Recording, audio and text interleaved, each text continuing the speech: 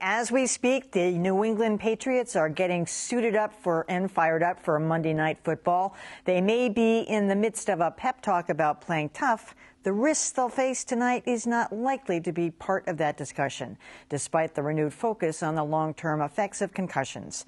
Last month, Frontline aired a documentary called League of Denial, so named because the NFL has taken no dramatic policy positions on the growing problem of debilitating head injuries. But it's an issue that's not going away, as this week former Green Bay Packers quarterback Brett Farve says he, too, has complications. Former NFL quarterback Brett Farve spent 20 years in the NFL and estimates he's been sacked at least 500 times. This morning, he told NBC Today Show host Matt Lauer he's showing signs of memory loss. Specifically, he couldn't remember his daughter playing soccer. She was talking about Breeley, our youngest, playing soccer. I don't remember her playing soccer. She played right over here. And says Favre he's got to believe his problems stem from head injuries. I can't say for certain, Matt. I mean, I would assume so, and I think most people would assume, but I got to believe that after 20 years, and if you go back, I played 4 years in college and played every game, and then high school, the toll has got to be pretty high. But that kind of high-profile testimonial has had little effect on the NFL, as Frontline recently reported in its documentary, League of Denial. Webster's favorite weapon was his head.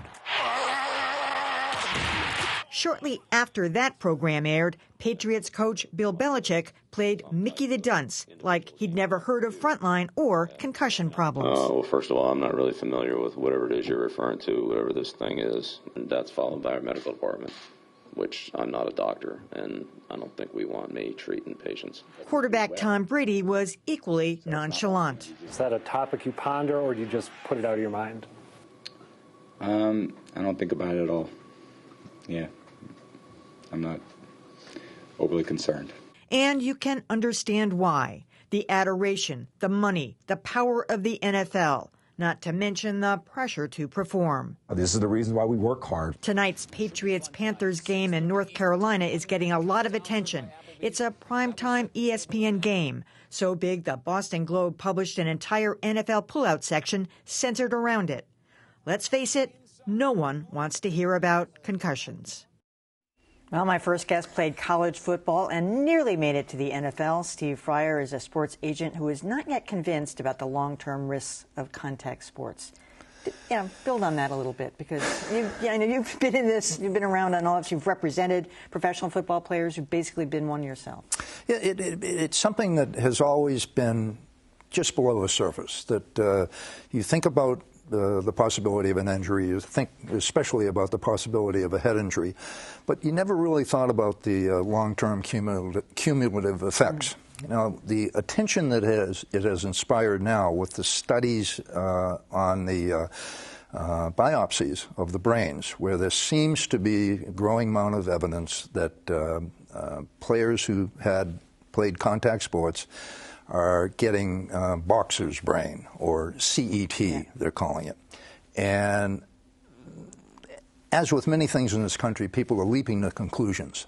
And Bob Ryan wrote an article in the Globe recently, and he said the mothers of America could stop football tomorrow if they were concerned about the possibility of concussions.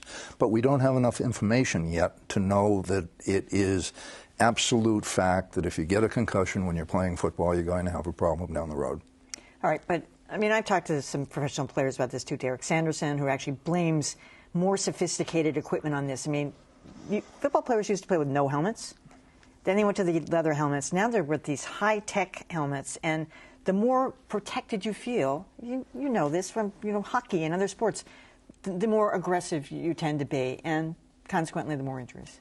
When I learned to play football 50 years ago, we didn't tackle with our heads. We tackled with our shoulders, and you didn't spear people. Part of the problem was we had these helmets that were called suspension helmets, and they were plastic, and then they had kind of a webbing inside. And if someone came up and whacked you, it was like you were inside of a bell.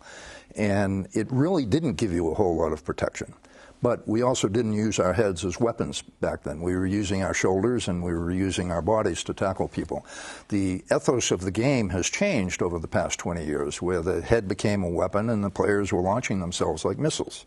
All right, a guy like Brett Farve, and he played 20 years in the NFL. That's a long time, most with Green Bay. He comes out and he says this kind of stuff. He doesn't know for sure the contact sports gave them this, but does he have credibility on this? Oh, absolutely. Of course he does. There was a question after the National Football League made a settlement with the players about why the players settled for just around $800 million, which, relatively speaking, is a small number, and it's spread over many, many years. The answer to that is the fact that most professional football players started playing when they were 10 years old, and they played in junior high and high school and college and then in the pros. And it was very, very difficult for someone to sit back and think about a trial and isolate just on professional football as being the source of these problems.